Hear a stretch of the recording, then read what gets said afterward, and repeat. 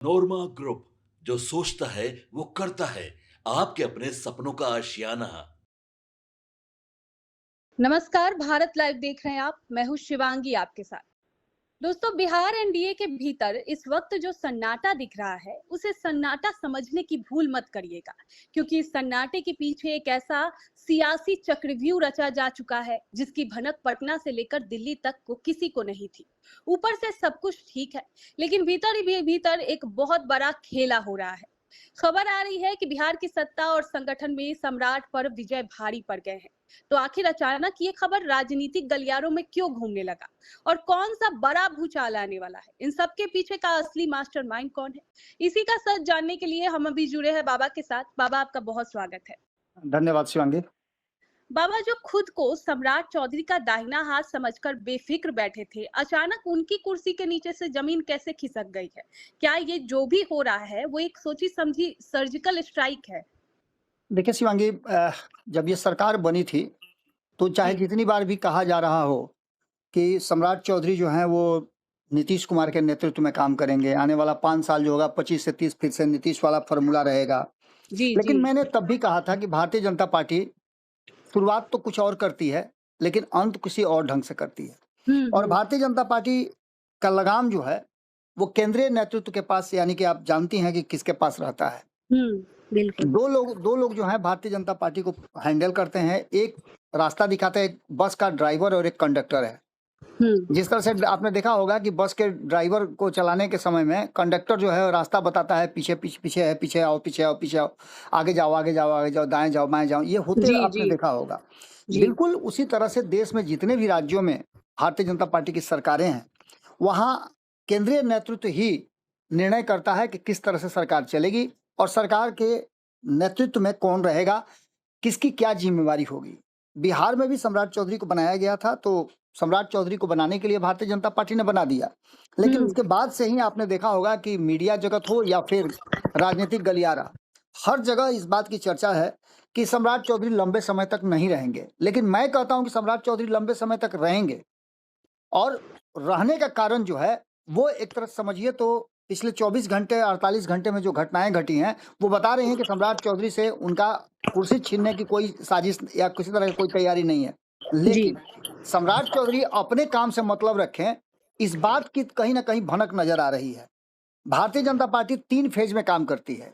एक हम्म। उसका संगठन, दूसरा जो शीर्ष नेतृत्व पे बैठे लोग होते हैं, और तीसरा आरएसएस। इन तीनों के सामंजस्य से भारतीय जनता पार्टी चलती है और उसकी सरकारें भी काम करती हैं। पिछले कुछ वर्षों में, या कहा जाए तो देश में जब से भारतीय जनता पार्टी की सरकार आई है पूर्ण बहुमत की, नरेंद्र मोदी और अमित शाह के नेतृत्व में, जी। उसके बाद से चीजें कुछ बदली जरूर हैं। अब जो वर्तमान स्थिति है कि बिहार में बार बार जनता दल यूनाइटेड की तरफ से ये कहा जा रहा था कि नीतीश कुमार के नेतृत्व में ही सरकार चलेगी, भारतीय जनता पार्टी नीतीश कुमार से कुछ अलग न सोचेगी न करेगी। हम्म। लेकिन जो एक नया संगठन बना है, संगठन के पदाधिकारियों की घोषणा हुई है, जी। लगभग 38 पदाधिकारियों की घोषणा हुई है। पिछली बार से भी ज्यादा लोगों को इसमें जगह दिया गया है। और इस जगह देने के बाद एक चर्चा जरूर छिड़ गई है, और इस चर्चा के छिड़ने का पीछे सिर्फ ये नोटिस ही नहीं है जो आया है कि भारतीय जनता पार्टी ने अपनी स्टेट कमेटी बनाई है। इसके हम्म। अलावा जो जनता दल यूनाइटेड के भीतर से आवाज उठ रहा है, वो भी काफी महत्वपूर्ण है। क्योंकि बिल्कुल। आपको पता है कि जब फील गुड में जनता दल यूनाइटेड थी, नीतीश कुमार के लोगों को ये लग रहा है कि भारतीय जनता पार्टी उन्हीं के देखरेख में, निर्देशन में चलेगी। वहीं आपको बता दें कि इस बार इस संगठन में जो आप नया कमिटी देख रही हैं, उस कमिटी में 90% के आसपास ऐसे लोगों को तरजीह दी गई है जो सवर्ण समाज से आते हैं। यानी हम्म। सवर्ण समाज, और जो 90% के आसपास लोग हैं दिलीप जायसवाल के, उनको दाएं बाएं किया गया है। यानी कि जो कहीं ना कहीं पिछले, जो आपको मालूम होगा कि जब दिलीप जायसवाल को बनाया गया था अध्यक्ष, तो उसमें भूमिका सम्राट चौधरी की बड़ी थी, क्योंकि सम्राट चौधरी उससे पहले अध्यक्ष हुआ करते थे प्रदेश के, और उनके देख रेख में ही दिलीप जायसवाल की जो कमेटी है वो काम कर रही थी। जी। बिहार बीजेपी के अध्यक्ष का कमान संभालते ही 6 महीने के अंदर संजय सरावगी ने अपनी नई टीम का ऐलान कर दिया है, और इस टीम का लिस्ट जो है वो फाइनल हुआ है दिल्ली से। जी। संजय सरावगी की टीम में दिलीप जायसवाल के 90% से ज्यादा लोगों को हटाया गया है। साथ ही मुख्यमंत्री नीतीश कुमार और जिनके चहेते कहे जाते हैं सम्राट चौधरी, उनके लोगों की भी छुट्टी हुई है। संगठन में जमे पुराने चेहरों को हटाया गया और नई टीम पर फोकस किया गया है। 38 में से मात्र 10 लोगों को रिपीट किया गया है, बाकी 25 से ज्यादा नए चेहरों की एंट्री हुई है।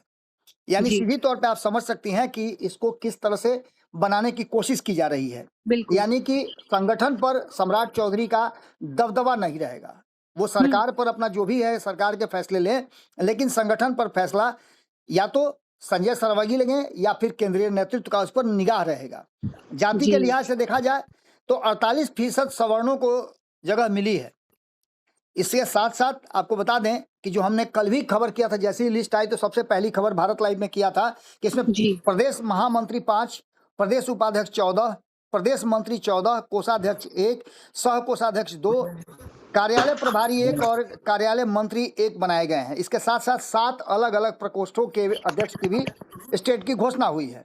जी 38 लोगों की टीम में 18 सवर्ण, ईबीसी से 8 हैं, ओबीसी से 8 हैं और दलित 4 इसमें शामिल किए गए हैं। अगर सवर्ण की बात करें तो इसमें से सबसे ज्यादा 7 भूमिहारों को जगह दी गई है। इसके मायने आप समझ सकते हैं विजय सिन्हा का नाम क्यों आ रहा है।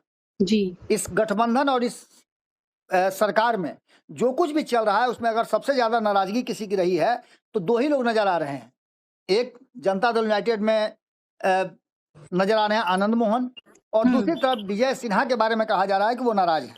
जी बिल्कुल। भूमिहार समाज से आते हैं, बहुत सारी उम्मीदें थी और भूमिहार समाज के 7 लोगों को इसमें जगह देना इस बात की तरफ इशारा करता है कि उनको खुश करने की कोशिश की गई है। और जी विजय सिन्हा इस लिस्ट के आने से ठीक पहले प्रधानमंत्री नरेंद्र मोदी से मिल करके आए हैं। इसके अलावा इसमें 6 राजपूत, 4 ब्राह्मण और 1 कायस्थ को भी जगह दी गई है। ओबीसी की कहें तो 2 कुर्मी, 2 कुशवाहा। इसके अलावा इस कमिटी में MY समीकरण, जैसा कि मैं कल भी बता रहा था, यादव को भी शामिल किया गया है।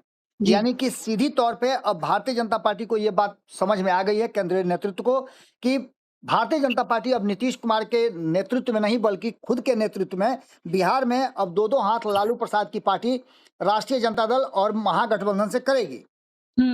इसमें से आपको बता दें कि इस नई टीम में जो दिलीप जायसवाल की टीम में ईबीसी ओबीसी 17 लोगों को जगह दी गई थी, इस बार उनमें से 16 लोगों को एक जो है ईबीसी ओबीसी में से घटाया गया है। इसके बाद आपको बता दें कि कई लोगों की छुट्टी तो हुई ही है, इसके साथ साथ 3 विधायक और 3 पूर्व विधायकों को भी एंट्री दी गई है।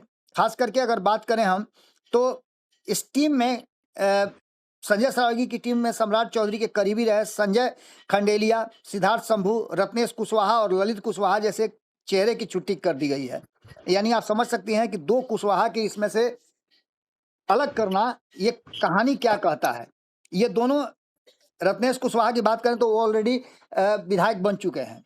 इसके अलावा बताएं आपको कि 3 पूर्व विधायक हरिभूषण ठाकुर बचौल, पवन जायसवाल और प्रणव कुमार यादव को उपाध्यक्ष की जिम्मेवारी मिली है। इसके अलावा 3 मौजूदा विधायक त्रिविक्रम नारायण सिंह को कोषाध्यक्ष बनाया गया है, निशा सिंह को महिला मोर्चा का प्रदेश अध्यक्ष बनाया गया और सुजीत पासवान को SC/ST मोर्चा का प्रदेश अध्यक्ष बनाया गया है। यानी आप सीधी तौर पर समझ रही हैं कि इसमें संगठन को बनाने के लिए बिल्कुल फ्रेश और नई टीम का चयन किया गया है, जिसमें आपको बता दें कि कई लोगों का प्रमोशन भी हुआ है, डिमोशन भी हुआ है। जिसमें अनिल ठाकुर प्रदेश मंत्री थे, उन्हें उपाध्यक्ष बनाया गया है। नंदलाल चौहान प्रदेश मंत्री थे, उपाध्यक्ष बनाया गया है। संतोष रंजन राय जो है प्रदेश अध्यक्ष थे, उन्हें उपाध्यक्ष बनाया गया है। धनराज शर्मा प्रदेश मंत्री थे, उन्हें प्रदेश महामंत्री बनाया गया है। नितिन अभिषेक सह कोषाध्यक्ष थे, उन्हें प्रदेश महामंत्री बनाया गया है।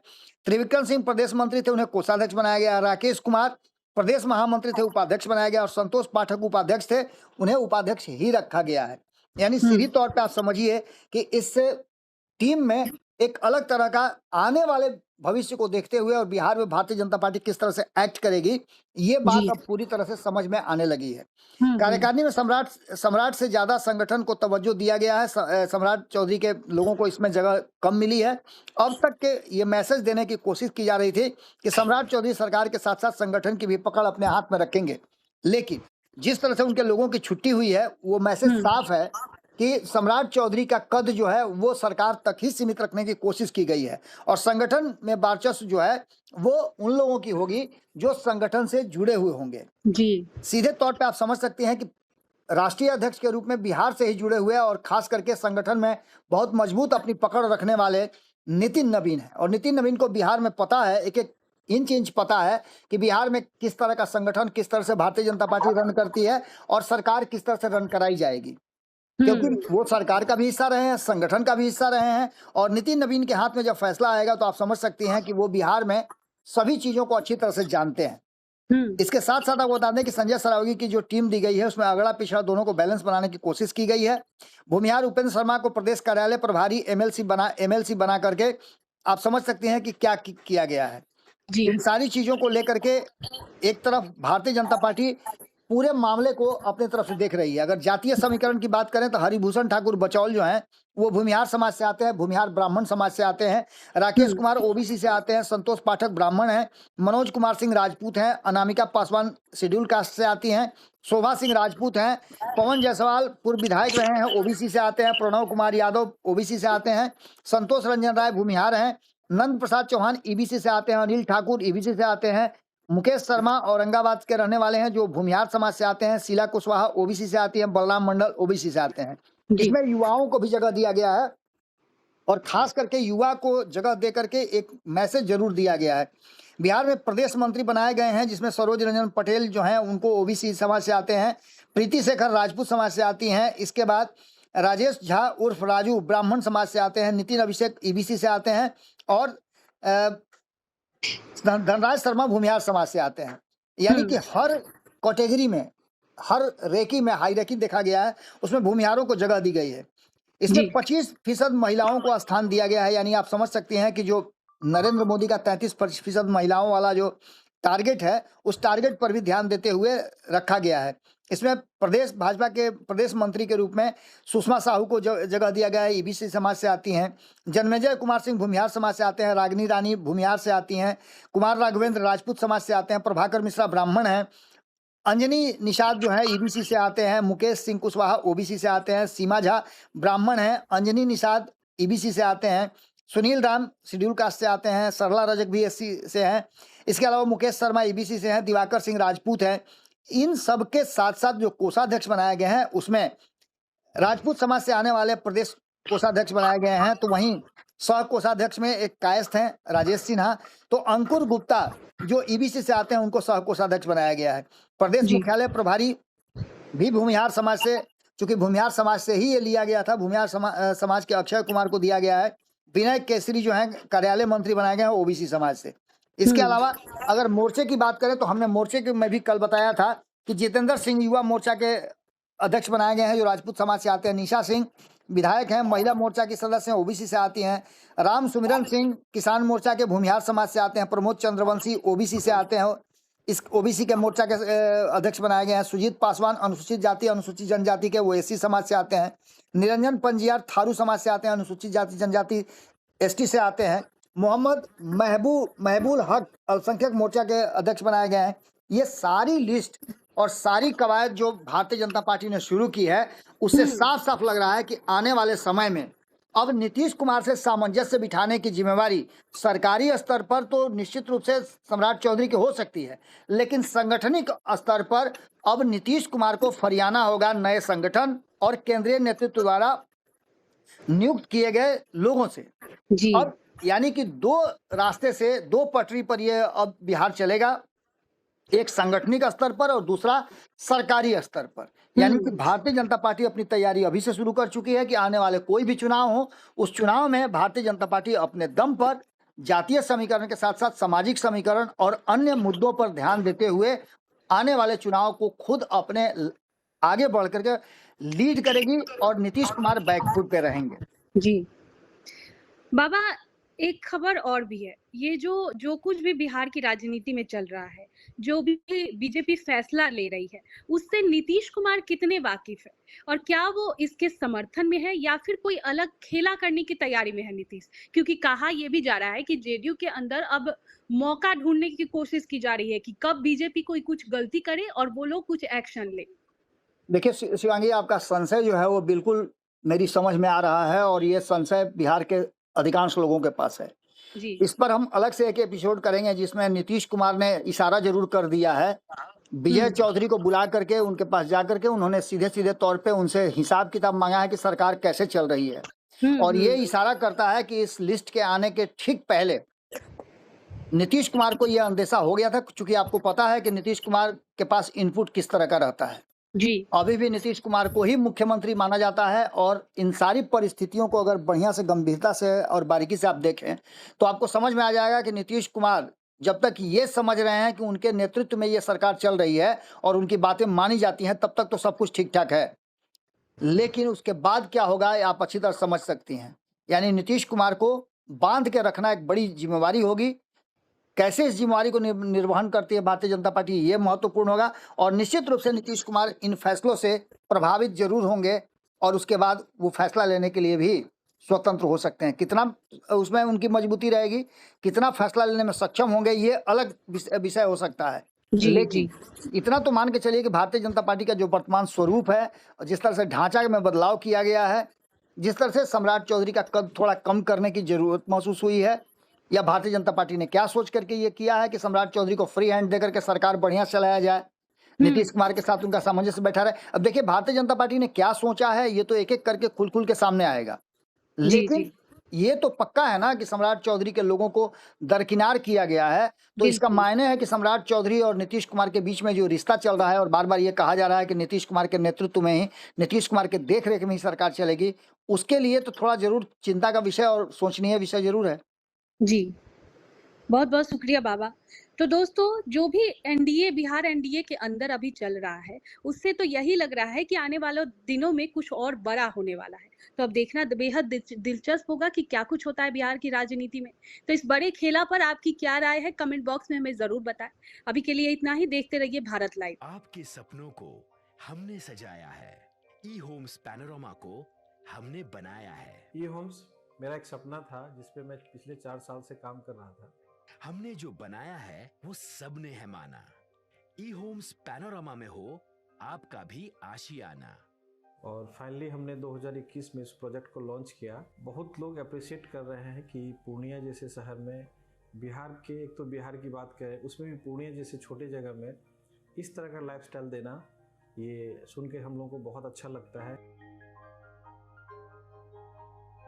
ई होम्स में हमने कुछ और भी किया है, जैसे हम जिस जगह में रह रहे हैं हमारे फैमिली सिक्योर हो, उनको सिक्योरिटी का ध्यान में रखा है। आपकी सुविधा और सुरक्षा आपके लिए खास है, ये आपका विश्वास है। इसमें आर्टिफिशियल इंटेलिजेंस का 7 लेयर सिक्योरिटी का हमने इस्तेमाल किया है। लस ग्रीन कैंपस को बनाया है। यदि हमारा बाउंड्री वाल है तो वो वर्टिकल गार्डन है। ये जितनी भी फैसिलिटी होता है एक इंटरनेशनल टाउनशिप में, ई होम्स है, ये हम लोग विश्वास नहीं कर पा रहे हैं। जो भी हमारे मित्र, दोस्त या जो भी हमारे बाहर के बाहर आते हैं, तो हम लोगों को बहुत अच्छा सुनने को मिलता है और बहुत अच्छा क्रेडिट मिल रहा है। वो सारा हमने सिर्फ एक बिल्डिंग नहीं बनाया, हमें एक बहुत अच्छा लाइफस्टाइल दिया ई होम्स में, और मेरा एक सपना था जिसको मैं आज फुलफिल होते हुए देख पा रहा हूँ। ये आपका आवास है। ई होम्स पैनोरमा में अब आपका निवास है। E Homes Panorama, luxurious lifestyle redefined. Panorama Group, जो सोचता है वो करता है। अगर ये वीडियो पसंद आई और वह बिहार के राजनीति और बिहारियत से सरोकार रखेनी, तो सब्सक्राइब बटन दबा के चैनल के सब्सक्राइब कर ली। ओजे एगो घंटी बा, ओकरा बटन दबा देला से कुल सटीक और मारक खबर रुआ मुफ्त में मिल जाई। अगर रुआ पत्रकारिता के हमनी के नया प्रयोग में सहयोग कर चाहतानी तो ज्वाइन बटन दबा दी। पेटीएम नंबर नोट कर ली 9386816700।